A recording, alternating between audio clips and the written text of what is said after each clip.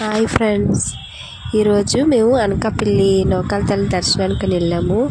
కానీ మేము ఎప్పుడు ఫ్యామిలీతో వెళ్తాము, అలాంటిది ఈరోజు మా ఆయన నేను వెళ్ళాల్సి వచ్చింది. ఎందుకంటే మాకు ఇంటమ్మూరు పండుగ ఉందన్నమాట. మా పెద్దవాళ్ళు అన్నారు, ఎదురు పండగ పెట్టుకొని మొక్కుబళ్ళకి చెల్లించకూడదమ్మా అని అన్నారు. కానీ నాకు మనసు ఒప్పుకోక పసుపు కుంకాలని ఇచ్చుకొని వద్దామంటే మా ఆయన తీసుకుని వెళ్ళారు. దర్శనం బాగా అయ్యింది. నెక్స్ట్ అమ్మవారిని ఈ సంవత్సరం పెట్టారు కదా, మా ఆయన 200 టికెట్లు తీసుకుని వెళ్తే అమ్మవారి గర్భగుడిలోకి వెళ్ళాము. చాలా బాగా దర్శనం అయ్యింది.